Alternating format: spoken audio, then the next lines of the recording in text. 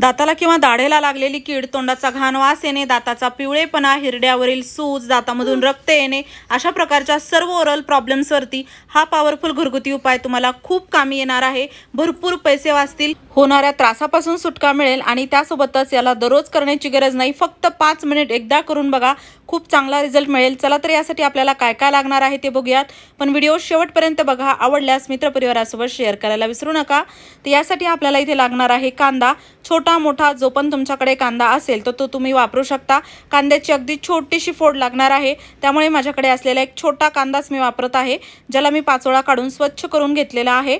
मोठा कांदा असेल तर कांद्याची एक छोटी फोड काढून घ्या आणि त्यानंतर खिसणीने त्याला आपल्याला खिसायचं आहे।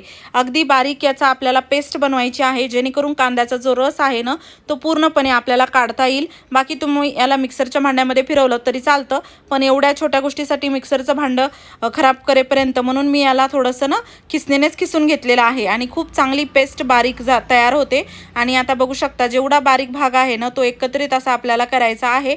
वाटलंच तर गाळणीमध्ये घेऊन याला थोडंसं दाबून याचा रस काढा, किंवा तुम्ही याला खिसणी जसं आपण बारीक केलेला आहे हाताने जरी पिळून बारीक याचा दाबलं तरी रस पूर्णपणे निघतो। होईल तेवढं कांद्याचा रस आपल्याला काढायचा आहे। साधारण इथे आपल्याला अर्धा चमचा कांद्याचा रस लागणार आहे आणि पूर्णपणे मी याचा रस असा काढून घेतलेला आहे। कमी जास्त तुमच्या अनुसार तुम्ही याला बनवलं तरी चालतं, प्रमाण अगदी अचूक व्हावं असं काही नाही। ढोबळमानाने बनवा, पण ज्या गोष्टी घेतलेल्या आहेत त्या घेणं गरजेचं आहे, किंवा त्या व्यतिरिक्त तुम्ही काय वापरू शकता हे देखील मी तुम्हाला सांगणार आहे, त्यामुळे डिटेलमध्ये व्हिडिओ बघा। त्यानंतर इथे बघा आपल्याला लागणार आहे खायचा सोडा, अगदी चिमूटभर एवढा खायचा सोडा मी घेतलेला आहे आणि तो कांद्याच्या रसामध्ये टाकून चांगला व्यवस्थित आपल्याला मिक्स करायचा आहे। आता बघा खायचा सोडा जो आहे ना तर तो आपण यामध्ये टाकला, पण इनो असेल तर इनो नाही टाकायचं, बेकिंग पावडर असेल तर ते देखील नाही वापरायचं। एवढं लक्षात ठेवा की खायचा सोडाच लागणार आहे। त्यानंतर आपल्याला इथे लागणार आहे अद्रक, आलं। आल्याला मी स्वच्छ धुवून घेतलं, त्याला व्यवस्थित आपल्याला खिसायचं आहे, जसं आपण कांद्याला खिसलं थोडासा खिसलेला भाग घ्यायचा आणि त्याचा रस आपल्याला काढायचा आहे। अद्रकचा जो रस आहे ना तर तो बघा साधारण आपण इथे वापरणार आहोत एक छोटा चमचा, अगदी छोटा चमचा, किंवा जसं आता तुम्ही थेंबामध्ये घ्याल तर 10-12 अद्रकचे रसाचे थेंब जरी घेतले तरी चालतात, किंवा असं अंदाजेच जरी टाकलं तरी चालतं। आणि हो, तुम्ही हा व्हिडिओ कोणत्या गावातून किंवा शहरातून बघत आहात ते मला नक्की कॉमेंट बॉक्समध्ये सांगा, जेणेकरून माझा व्हिडिओ कुठे कुठे पोहोचला मला ते कळेल। यानंतर बघा आपल्याला इथे लागणार आहे मीठ। मीठ जे आहे ना ते मी अर्धा छोटा चमचा घेतलेला आहे आणि ते यामध्ये टाकून चांगलं व्यवस्थित मिक्स करायचं।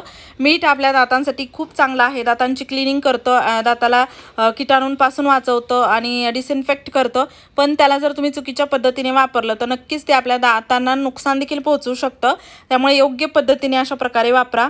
त्यानंतर इथे आपल्याला लागणार आहे लवंग। एक लवंग मी घेतलेली आहे, लवंगचं पावडर असेल तर ते वापरा आणि त्यासमोर असा डॉट पिवळसर म्हणजे त्याला फुल असलेलीच लवंग वापरायची। फक्त दांडी वापरत असाल तर त्याचा काही फायदा होणार नाही।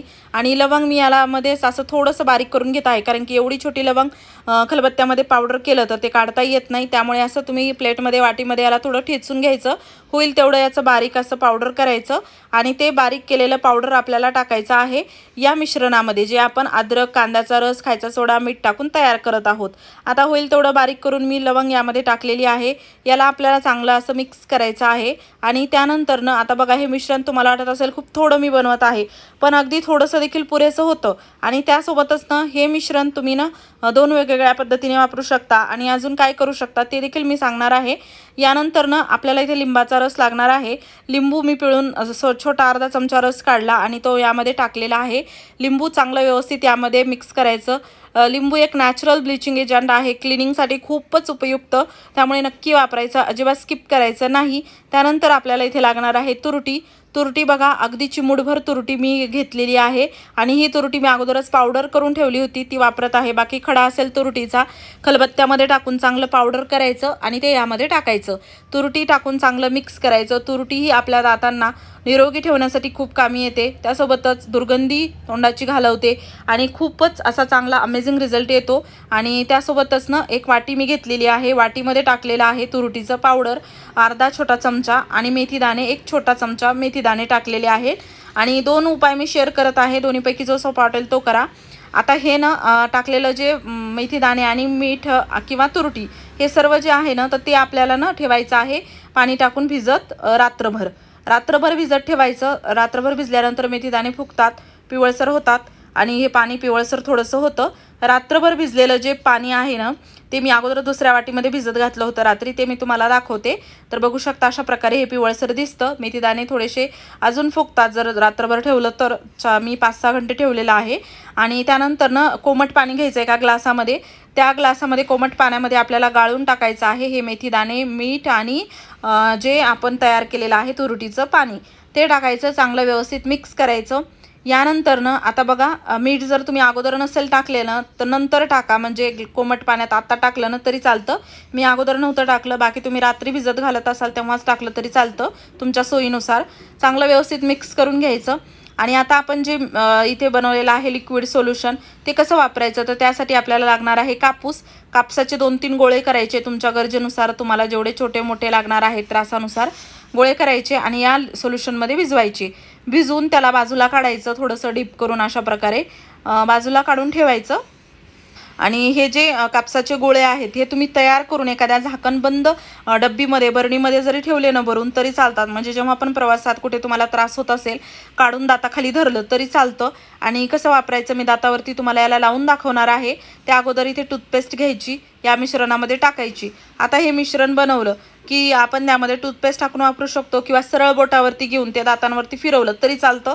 तुम्हाला जसं सोपं वाटेल त्यानुसार करू शकता. बोटावरती घ्या, ब्रशवरती घ्या हे सोल्युशन आणि दात घासले तरी चालतात. आणि त्यासोबतच बघा 2 टाईम ब्रश करण्याची सवय लावा, अर्ध्यापेक्षा जास्त तुमचे प्रॉब्लेम्स दूर होतील. त्यासोबतच ना इथे आपल्याला बघा कसं वापरायचं आहे याला.